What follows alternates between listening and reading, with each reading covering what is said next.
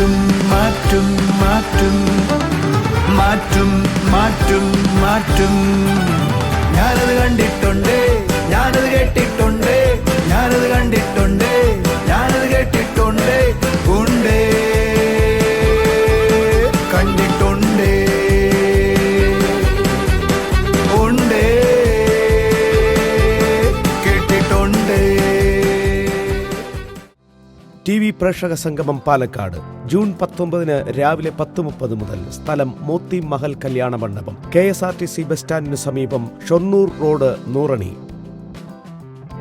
T V പ്രേക്ഷക സംഗമം Ernakulam June 20 രാവിലെ 10:30 മുതൽ. സ്ഥലം ടൗൺ ഹാൾ, നോർത്ത് റെയിൽവേ സ്റ്റേഷന് സമീപം, എറണാകുളം. ടി വി പ്രേക്ഷക സംഗമം കോട്ടയത്ത് ജൂൺ 26 രാവിലെ 10:30 മുതൽ. സ്ഥലം Maman Mappila hall, Kottayam. T V പ്രേക്ഷക സംഗമം തൃശൂരിൽ ജൂൺ 27 രാവിലെ 10:30 മുതൽ. സ്ഥലം ടൗൺ ഹാൾ, തൃശൂർ. കർത്താവിൻ്റെ വന്യനാമം മഹത്വപ്പെടുമാറാകട്ടെ. അനുഗ്രഹിക്കപ്പെട്ട ഈ നല്ല സമയത്തിനായി നമുക്ക് ദൈവത്തെ സ്തുതിക്കാം. കഴിഞ്ഞ ദിവസം നമ്മൾ കേൾക്കുവാനിടയായിത്തീർന്നു നമ്മുടെ ചുറ്റുമായിരിക്കുന്ന അന്തരീക്ഷത്തെക്കുറിച്ചിട്ട്. നമ്മുടെ വീടുകളിലെ അന്തരീക്ഷം എന്താണ്? ഒരു ദൈവവൈതലിൻ്റെ വീട്ടിലെ അന്തരീക്ഷം എന്ന് പറയുന്നത് സ്തുതിയുടെയും ആരാധനയുടെയും ദൈവത്തിനെ ഉയർത്തുന്നതുമായ ഒരു അന്തരീക്ഷം ആ വീടുകളിൽ ഉണ്ടാകണം. അല്ല എങ്കിൽ ഏത് അന്തരീക്ഷത്തിലാണോ ആ വീടായിരിക്കുന്നത് അതിനനുസരിച്ചായിരിക്കും ആ വീട്ടിലെ ഓരോ കാര്യങ്ങളും നിയന്ത്രിക്കപ്പെടുന്നത്. ഇന്നത്തെ മെസ്സേജിലൂടെ കർത്താവ് നിങ്ങളോട് സംസാരിക്കട്ടെ. നിങ്ങളുടെ ജീവിതത്തിൽ ആത്മീയമായി അടുത്തൊരു പടിയിലേക്ക് കർത്താവ് നിങ്ങളെ കൊണ്ടുവരട്ടെ. നമുക്ക് ആ മെസ്സേജിലേക്ക് പോകാം.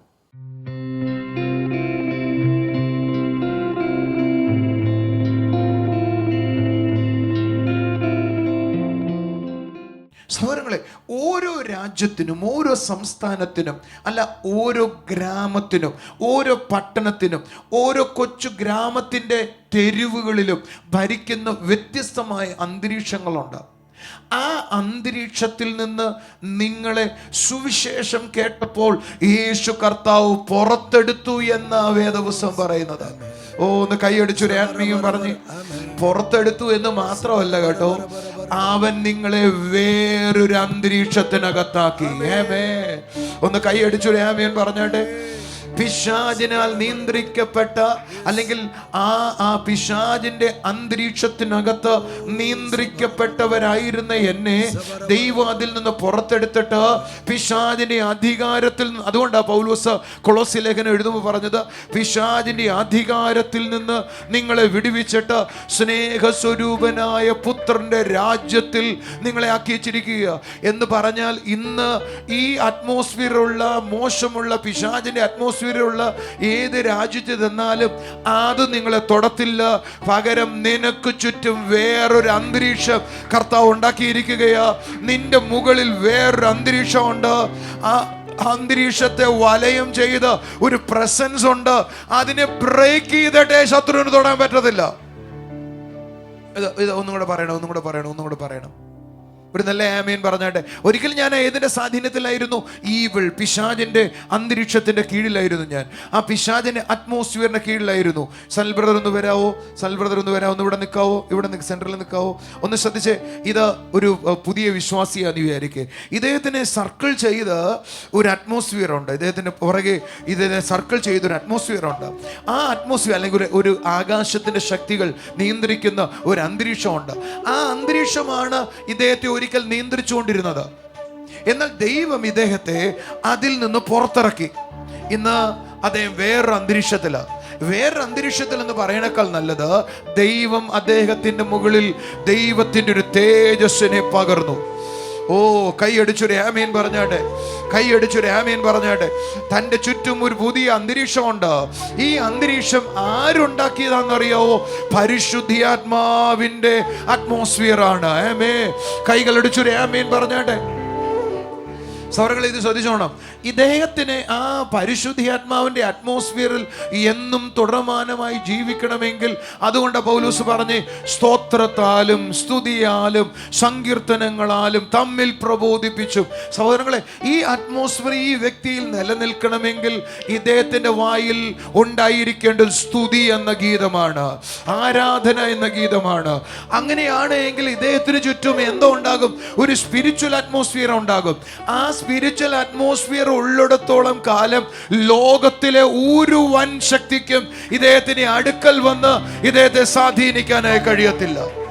ഒന്ന് എഴുന്നേറ്റ് വന്നൊരു കൈയടി കൊടുത്ത് ഒരു ഹല്ലേലൂയ പറഞ്ഞ്, ശബ്ദമേർന്നൊരു ഹല്ലേലൂയ പറഞ്ഞ്. ഞാൻ ആളുകളോട് പറയാറുണ്ട്, പ്രാർത്ഥിക്കണേ, ആരാധിക്കണേ, കുറച്ചു നേരം കൂടെ കർത്താവിന്റെ സന്നിധി ഇരുന്ന് സ്തുതിക്കണേ. നിങ്ങൾ അറിയേണ്ടത്, സ്തുതിക്കുമ്പോൾ ഉണ്ടാകുന്നത് നിനക്ക് ചുറ്റും ഒരു ആത്മാന്തരീക്ഷമാണ്. നിനക്ക് ചുറ്റും ഒരു ആത്മാന്തരീക്ഷമാണ്. സ്തുതി നിന്റെ ചുറ്റും എന്ത് കൊണ്ടുവരും? ദൈവ സാന്നിധ്യത്തെ കൊണ്ടുവരും. ദൈവ സാന്നിധ്യത്തിനകത്ത് നീ ഇരിക്കുമ്പോൾ നിനക്ക് സംഭവിക്കുന്നത്, ലോകത്തിന്റെ ആകാശത്തിന്റെ ശക്തികൾക്ക് നിന്നെ സ്വാധീനിക്കാൻ പറ്റുകയില്ല. അതിന് നിന്നെ തൊടാൻ പറ്റത്തില്ല. അത് നിന്റെ മുകളിൽ ഒരു വലയം പോലെ നിൽക്കും. ഒന്ന് കൈയടിച്ചു ആമേൻ പറ. ചിലര് പറയാം, ഞാൻ വിശ്വാസിയാ ബ്രദറെ, പക്ഷേ എന്നെ ഇടയ്ക്കിടയ്ക്ക് പോരാട്ടം അടിക്കുന്നു ബ്രദറെ. ഞാൻ പറയാം, സ്തുതിയുടെ, ആരാധനയുടെ, ദൈവമായിട്ടുള്ള മെഡിറ്റേഷന്റെ, ദൈവമായിട്ടുള്ള ബന്ധത്തിന്റെ ഒരു അറ്റ്മോസ്ഫിയർ നിനക്ക് ചുറ്റും നീ സൃഷ്ടിക്കണം. നിനക്ക് ചുറ്റും നീ സൃഷ്ടിക്കണം. അതിനകത്ത് നീ സഞ്ചരിക്കണം. അതിനകത്ത് നീ സഞ്ചരിക്കണം. കഴിഞ്ഞ ദിവസം എന്നെ സ്നേഹിക്കുന്ന ഒരു മോൾ എന്നോട് പറഞ്ഞു, ബ്രദറെ, എനിക്കൊരു പ്രശ്നമുണ്ട് ഇപ്പോൾ. അവൾ എന്താണ്? ഞാൻ ചോദിച്ചു, എന്താ അത്? അവൾ പറഞ്ഞു, ഷോർട്സ് കാണുകയാണ്. ഒരു ഷോർട്സ് കണ്ടോട്ടെ, അടുത്ത ഷോട്ട് കണ്ടു, അടുത്ത ഷോട്ട് കണ്ടു. മണിക്കൂറുകൾ ചെലവഴിച്ചത് അറിഞ്ഞില്ല. ഇപ്പോൾ എൻ്റെ മനസ്സിനകത്ത് ദൈവമായിട്ട് ബന്ധത്തിൽ വരാൻ ഒരു ഡ്രൈനെസ് തോന്നുന്നു. അതിൻ്റെ പേരാണ് ആകാശത്തിൻ്റെ സ്വാധീനം എന്ന് പറയുന്നത്. നിങ്ങളുടെ റൂമിൽ അറ്റ്മോസ്ഫിയർ ഉണ്ടാക്കണം. കൈയടിച്ചൊരു ആമീൻ പറ. കൈയടിച്ചൊരു ആമീൻ പറ. നിങ്ങളുടെ മുറിയിൽ എന്തുണ്ടാക്കണം? ആത്മാവിൻ്റെ ഒരു അന്തരീക്ഷം ഉണ്ടാക്കണം. നിങ്ങളുടെ മുറിയിൽ നിങ്ങൾ എപ്പോഴും യൂട്യൂബ് കണ്ടുകൊണ്ടിരിക്കുകയാണോ? ഇന്റർനെറ്റ് ഉപയോഗിക്കുകയാണോ? അതിൻ്റെ ഒരു അന്തരീക്ഷം ആ മുറിക്കകത്തുണ്ടാകും. നിങ്ങൾ ആ കസാരയിലേക്ക് ചെന്ന് ഇരിക്കാൻ തുടങ്ങുന്നേക്കാൾ മുമ്പ് അത് നിങ്ങളെ ക്ലിക്ക് ചെയ്ത് കാണും. അല്ല, അതിനപ്പുറത്തേക്ക് ദൈവാരാധനയുടെ അന്തരീക്ഷമാണോ നിനക്കുള്ളത്? എൻ്റെ കൂടെ ഉണ്ടെങ്കിൽ ഒരു ഹല്ലേലൂയ പറഞ്ഞേ. ദൈവാരാധനയുടെ ഒരു അന്തരീക്ഷമാണോ ഉള്ളത്? ഞാൻ നിന്നോട് ഉറപ്പ് പറയാം കേട്ടോ, നീ ആ കസാരയിൽ ഇരിക്കുമ്പോൾ തന്നെ സാന്നിധ്യം നിന്നെ മൂടാൻ തുടങ്ങും. നീ ആ മുറിയിൽ കിടക്കാൻ തുടങ്ങുമ്പോൾ തന്നെ സാന്നിധ്യം നിന്നെ മൂടാൻ തുടങ്ങും. നീ ആ മുറിയിൽ ഇരിക്കുമ്പോൾ തന്നെ സാന്നിധ്യം നിന്റെ മുറിയിൽ മൂടാൻ തുടങ്ങും. കഴിഞ്ഞില്ല, ആ മുറിയിൽ കയറുന്ന ആളുകളെ അത് സ്വാധീനിച്ചുകൊണ്ടേയിരിക്കും. ആ മുറിയിലേക്ക് കയറുമ്പോൾ തന്നെ എന്തോ നിങ്ങളെ വലയം ചെയ്യുന്നത് പിടികിട്ടും. അതാണ് അത്ഭുതം എന്ന് പറയുന്നത്. ആരോടാൾ കഴിഞ്ഞ ദിവസം എന്നോട് പറഞ്ഞു, ബ്രദറെ, കഴിഞ്ഞ ഞായറാഴ്ചത്തെ മീറ്റിംഗ് കഴിഞ്ഞ ശേഷം എനിക്ക് ചർച്ചിൽ നിന്ന് പോകാൻ തോന്നുന്നില്ല. ഞാൻ പറഞ്ഞു, അതിൻ്റെ കാരണം മറ്റൊന്നുമില്ല, ചർച്ചിനകത്ത് ഇറങ്ങിയ ഒരു അറ്റ്മോസ്ഫിയർ ഉണ്ട്. ആ അറ്റ്മോസ്ഫിയർ ആണ് അതിൻ്റെ കാരണം. അദ്ദേഹനോട് ചോദിച്ചു, അതിൻ്റെ അർത്ഥം എന്തുവാ? ആകാശമണ്ഡലങ്ങൾക്ക്, ശത്രുവിൻ്റെ ശക്തികൾക്ക് ആ പ്രതലത്തെ തൊടാൻ പറ്റുന്നില്ല. ഡയറക്റ്റ് ആക്സസ് കിട്ടുകയാണ്. പരിശുദ്ധാത്മാവും ദൈവവുമായിട്ടുള്ള ബന്ധത്തിൽ നീ ഡയറക്റ്റ് കണക്റ്റഡ് ആകുകയാണ്. അതുകൊണ്ടാണ് നിനക്ക് അവിടെ വിട്ടു പോകാൻ തോന്നാത്തത്. ഒന്ന് ചേർന്ന് കൈയടിച്ചൊരു ആമേൻ പറഞ്ഞാട്ടെ. ഞാൻ നിങ്ങളോട് പറയട്ടെ, ഈ പകൽ നിന്നോട് ചിലരോട് പ്രവചിച്ച് പറയട്ടെ, നിന്റെ മുറിയിൽ കയറുന്നവർ പുറത്തിറങ്ങരുത്. നിന്റെ വീട്ടിൽ വരുന്നവർ പുറത്തിറങ്ങരുത്. അതുപോലൊരു അറ്റ്മോസ്ഫിയർ വീട്ടിലുണ്ടാകട്ടെ. ഓ, ചേർന്ന് കൈയടിച്ചോ, ആമേൻ പറഞ്ഞു. യേശുവിന്റെ സാന്നിധ്യം കൊണ്ട് മുറി നിറയട്ടെ. യേശുവിന്റെ സാന്നിധ്യം കൊണ്ട് മുറി നിറയട്ടെ. ലോകപരമായി കണ്ടും കേട്ടും നിന്റെ വീട്ടിലെ അറ്റ്മോസ്ഫിയർ കളയരുത്. ആകാശം നിന്നെ സ്വാധീനിക്കരുത്. എല്ലാവരും പറഞ്ഞേ, ഞാൻ എനിക്ക് ചുറ്റും, ഉറക്കെ പറ, എഴുന്നേറ്റ് നിന്നോട് പറ, ഞാൻ എനിക്ക് ചുറ്റും എന്തോ ഉണ്ടാക്കും? ഒരു ആത്മീയ അന്തരീക്ഷം ഉണ്ടാക്കും. ഉറക്കെ പറ, എനിക്ക് ചുറ്റും ഞാൻ എന്തോ ഉണ്ടാക്കും? ആത്മീയ അന്തരീക്ഷം ഉണ്ടാക്കും.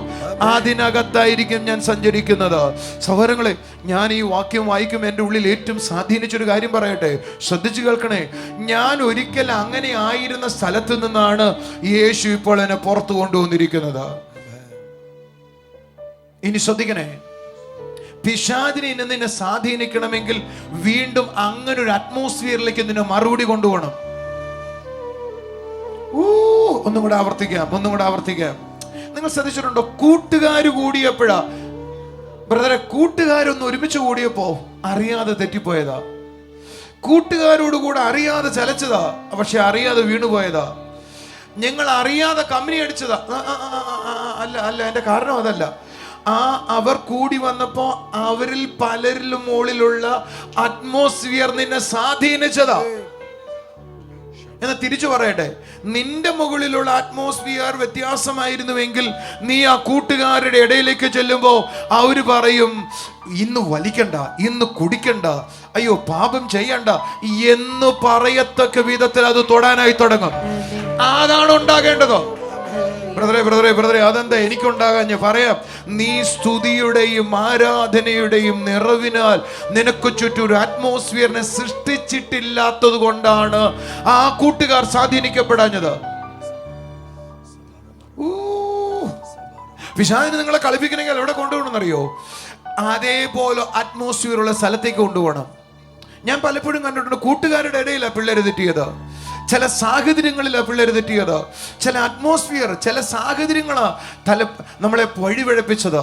എന്നാൽ അറിയേണ്ടത്, വഴിപിഴപ്പിക്കുന്ന ആ അറ്റ്മോസ്ഫിയറിന്റെ നടുവിൽ നിന്റെ മുകളിൽ സ്തുതിയുടെ, നിങ്ങൾക്ക് അങ്ങൊരു സാഹചര്യത്തിൽ ചെല്ലേണ്ടി വന്നു, നിങ്ങൾ അങ്ങൊരു സാഹചര്യത്തിൽ ഒരു വീട്ടിൽ ചെന്നു, നിങ്ങൾ അങ്ങൊരു സാഹചര്യത്തിൽ ഒരു ഹോട്ടലിൽ ചെന്നു, നിങ്ങൾ അങ്ങൊരു സാഹചര്യത്തിൽ ഒരു കൂട്ടുകാരന്റെ റൂമിൽ ചെന്നു. സഹോദര, നീ അറിയേണ്ടത്, സിസ്റ്റർ നീ അറിയേണ്ടത്, സ്തുതിയുടെ അന്തരീക്ഷം ഉണ്ടാക്കുക. സ്തോത്രം പറയേ. നിന്നെ തൊടാൻ ഒരാൾക്ക് കഴിയത്തില്ല, നിന്റെ അടുക്കൽ വരാൻ തോന്നത്തില്ല, നിന്നെ പാപത്തിലേക്ക് വലിച്ചഴക്കാൻ തോന്നത്തില്ല. അതിനു പകരം നീ ചെല്ലുമ്പോൾ അയാൾ കരയാൻ തുടങ്ങും, അയാൾ തിരിയാൻ തുടങ്ങും, അയാളുടെ അന്തരീക്ഷം മാറും. അതിനാണ് ദൈവം എന്നെ വിളിച്ചത്. ഒന്ന് കൈയടിച്ചൊരു ആമേൻ പറ.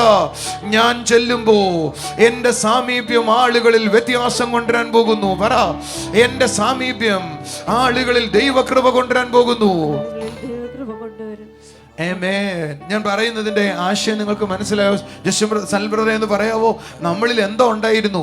ഒരിക്കൽ ഇരുട്ടിന്റെ സ്വാധീനം ഉണ്ടായിരുന്നു. ഇരുട്ടിന്റെ വലയത്തിനകത്ത് ആകാശ ശക്തികൾ കൊണ്ടുവന്ന ആ സ്വാതന്ത്ര്യത്തിനകത്താണ്, അല്ലെങ്കിൽ ആ ബലത്തിനകത്താണ് നമ്മളായിരുന്നത്. കഴിഞ്ഞ ദിവസം എൻ്റെ കൂടെ ഉണ്ടായിരുന്ന ഒരു സഹോദരൻ മരിച്ചുപോയി. നാളുകൾക്ക് മുമ്പ്, എനിക്ക് തോന്നുന്നു 4-7 വർഷങ്ങൾക്ക് മുമ്പ്. ഞാൻ ആ സഹോദരൻ മരിച്ച ആ കോർണറിൽ, അല്ലെങ്കിൽ ആ ആക്സിഡൻ്റ് ആയ ആ സ്ഥലത്ത് ഞാൻ ചെന്ന് നിൽക്കുമ്പോൾ എന്നോട് ഇങ്ങനെ ഒരാൾ പറഞ്ഞു, ബ്രദറെ, അല്ലെങ്കിൽ ആ നാട്ടിലുള്ള ആൾ പറയും, സഹോദര, ഈ സ്ഥലത്തിനെ ഞങ്ങൾ ആക്സിഡൻറ്റ് സോൺ എന്നാണ് വിളിച്ചിട്ടുള്ളത്. ഞാൻ ചോദിച്ചു, എന്താ?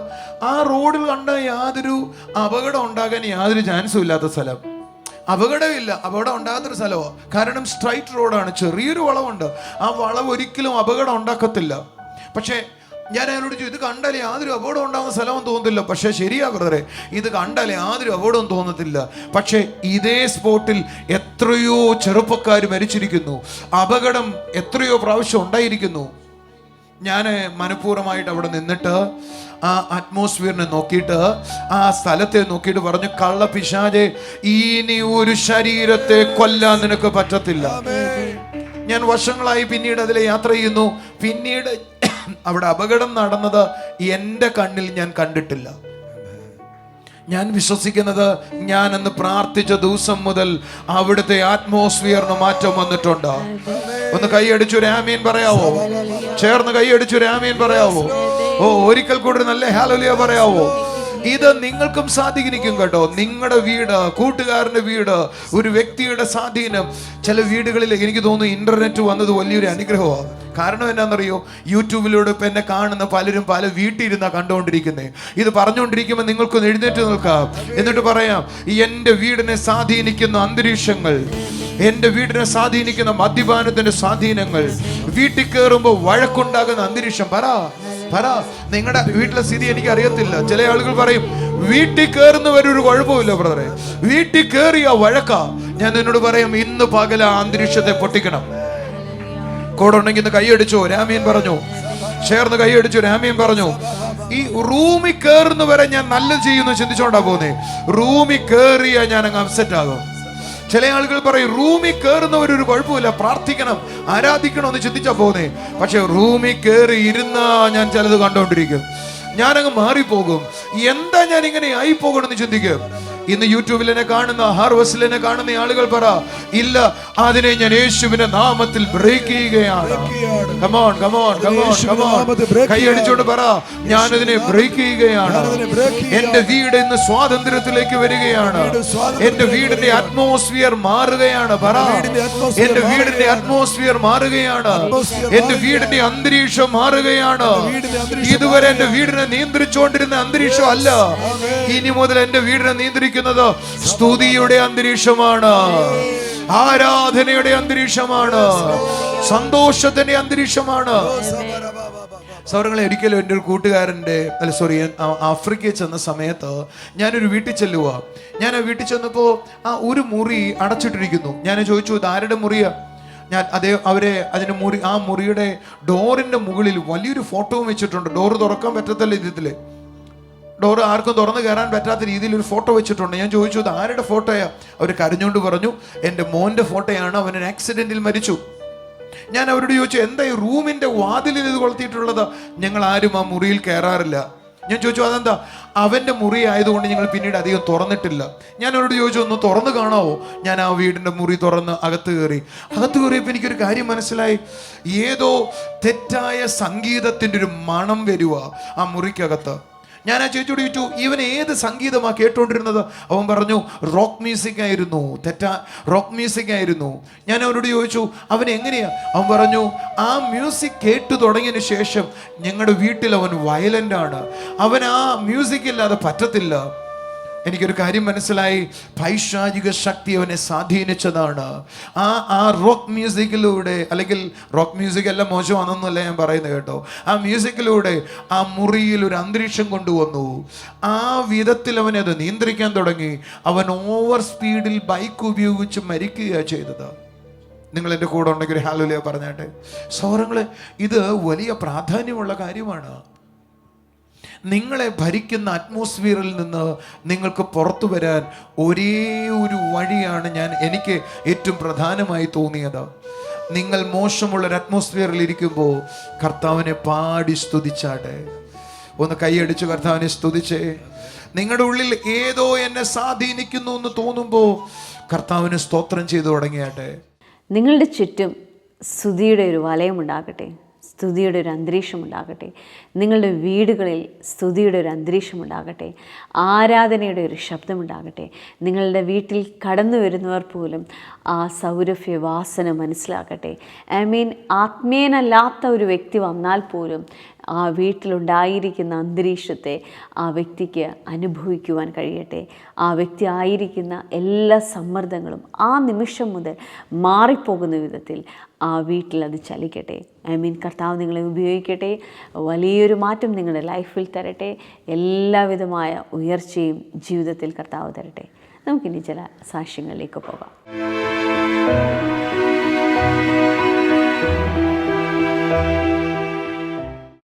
Serial number 63 Keralam. കുഞ്ഞുനാൾ മുതലേ നടുവിനുണ്ടായിരുന്ന പ്രയാസം മാറിയ ഒരു അത്ഭുത സാക്ഷ്യമായിട്ടാണ് ബ്രദർ ഇവിടെ നിൽക്കുന്നത്.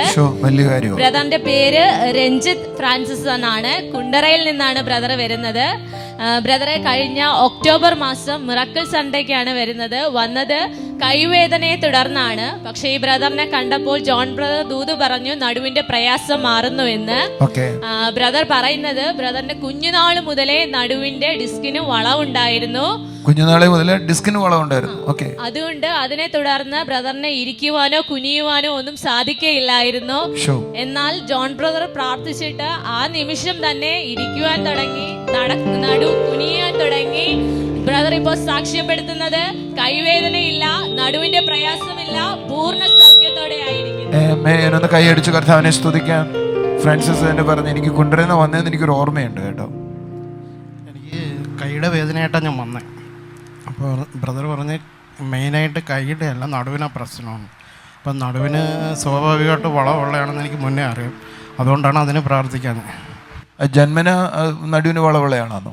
പറഞ്ഞ് അത് സ്വാഭാവികമായിട്ടുള്ള മാറത്തില്ല, സ്വാഭാവികമായിട്ടുള്ള വളവ് മാറത്തില്ലെന്ന്. അപ്പോൾ ബ്രദർ പറഞ്ഞ് നമുക്ക് സ്വാഭാവികമായിട്ടുള്ളതൊന്നും വേണ്ട പറഞ്ഞിട്ട് എൻ്റെ അടുത്ത് കുനിയാൻ പറഞ്ഞിട്ട് എൻ്റെ കാലേ തൊടിയിച്ച് വിരലുകൊണ്ട് 3 പ്രാവശ്യം കുനിഞ്ഞ് കാലേ തൊടിയിച്ച്.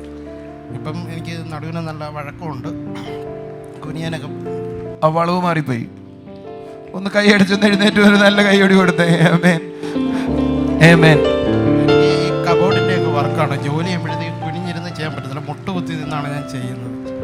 കബോർഡ് ചെയ്യുന്നയാളാ, അതായത് ആശാരിപ്പണി ചെയ്യുന്നയാളാ. അലുമിനിയം ഫാബ്രിക്കേഷൻ്റെ വർക്കാണ്, കബോർഡിൻ്റെ ഒക്കെ വർക്കാണ്. അപ്പോൾ ഞാൻ മുട്ടുകുത്തി ഇരുന്നാണ് ചെയ്യുന്നത്, ഉള്ളിൽ ഇരുന്ന് ചെയ്യാൻ പറ്റത്തില്ല. നടുവേദനയാണ്, വളവ് സ്വാഭാവികം എന്ന് പറയുന്നത്. ആ വളവ് കാരണം താഴെ ഇരുന്ന് കുനിഞ്ഞിരുന്ന് ചെയ്യാനൊക്കത്തില്ല. മുട്ടുകുത്തി എന്നാ ചെയ്യുന്നത്. അതെ അതെ, മുട്ടുകുത്തി എന്നായിരുന്നു. ഞാൻ മുട്ടിൽ ഇങ്ങനെ അടയാളമുണ്ട്, മുട്ടുകുത്തി. ഒന്ന് കാണിക്കാവോ മുട്ടിൽ അടയാളം ഉണ്ടെന്ന് പറയുന്നത്?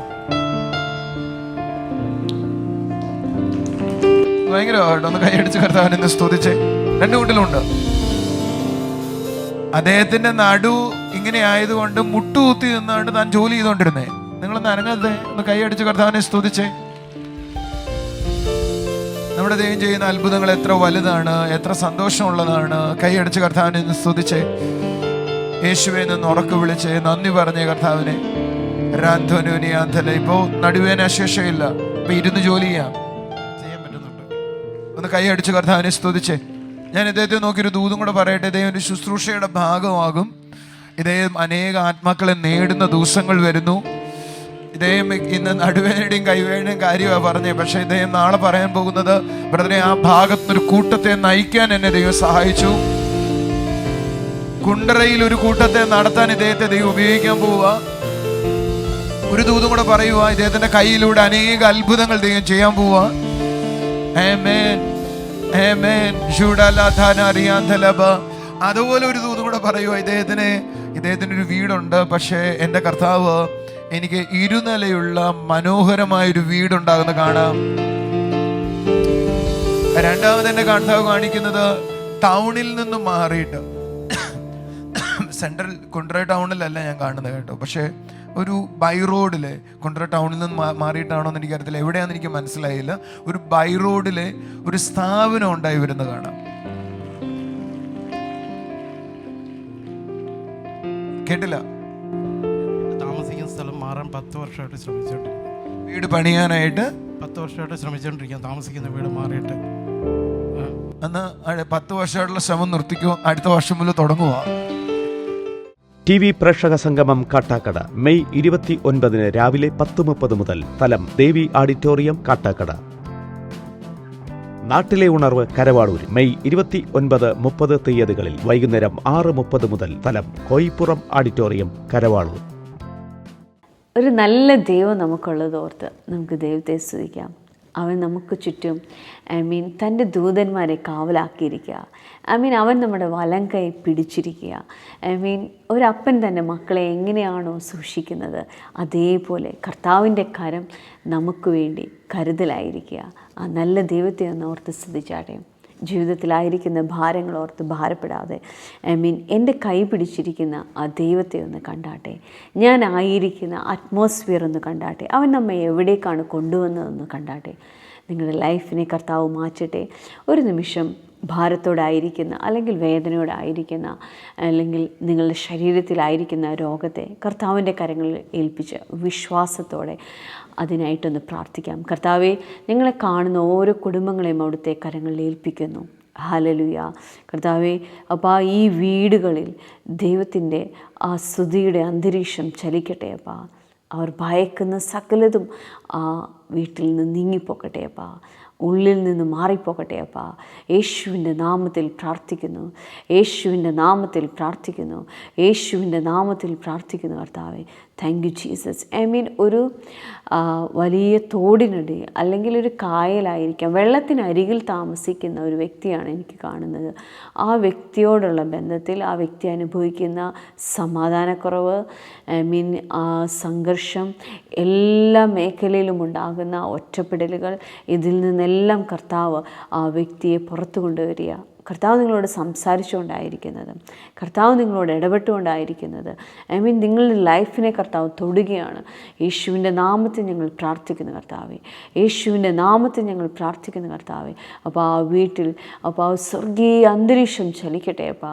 അസമാധാനം ആ വീട്ടിൽ നിന്ന് മാറിപ്പോകട്ടെ, അസമാധാനം ആ വീട്ടിൽ നിന്ന് മാറിപ്പോകട്ടെ. എൻ്റെ ദൈവത്തിൻ്റെ കൃപയ്ക്കായി നന്ദി പറയുന്നു, അനുഗ്രഹിക്കുന്നു കർത്താവേ.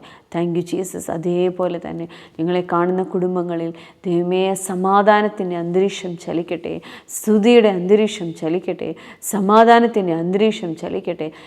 ഡിപ്രഷൻ ആയിരിക്കുന്ന ഒരു ബ്രദറിനെ കാണാം, ഡിപ്രഷനിലായിരിക്കുന്ന ഒരു ബ്രദറിനെ കാണാം. പലപ്പോഴും ആ ബ്രദർ തലയ്ക്ക് കൈവച്ചിട്ട് ഭ്രാന്ത് പിടിക്കുന്നു എന്ന് പറയുന്ന ഒരു സാഹചര്യത്തിലാണ് ആയിരിക്കുന്നത്. ഒന്നും ചെയ്യാൻ കഴിയുന്നില്ല. രണ്ട് കാര്യം ഒരുമിച്ച് വന്നു കഴിഞ്ഞാൽ അപ്സെറ്റ് ആവുകയാണ്, ഒന്നും ചെയ്യാൻ പറ്റുന്നില്ല. കർത്താവേ, അപ്പോൾ ആ വ്യക്തിയുടെ മേൽ നിൻ്റെ കൃപ ചലിക്കട്ടെ അപ്പാ, കൃപ ചലിക്കട്ടെ അപ്പാ, സൗഖ്യം ചലിക്കട്ടെ അപ്പാ, കൃപ ചലിക്കട്ടെ അപ്പാ, സൗഖ്യം ചലിക്കട്ടെ അപ്പാ. യേശുവേ, അവിടുത്തെ പ്രവൃത്തിക്കായി നന്ദി അപ്പാ, നന്ദി അപ്പാ. ഞങ്ങളെ കാണുന്ന ഓരോ കുടുംബങ്ങളിലും കർത്താവിൻ്റെ സന്ദർശനം ഉണ്ടാകട്ടെ, അനുഭവങ്ങൾ ഉണ്ടാകട്ടെ. സ്വർഗീയ പിതാവേ, അവിടെ ഞങ്ങളെ പ്രാർത്ഥന കേട്ടേനായി സ്തോത്രം. യേശുവിൻ്റെ നാമത്തിൽ തന്നെ ആമേൻ, ആമേൻ. അപ്പോൾ അവിടുത്തെ കൃപയിൽ സന്തോഷിക്കുവാൻ, അവിടുത്തെ സാന്നിധ്യത്തിൽ സന്തോഷിക്കുവാൻ അങ്ങ് ഞങ്ങൾക്ക് തന്ന ഓരോ അവസരത്തിനായി നന്ദി പറയുന്നു. God bless you. ആമേൻ.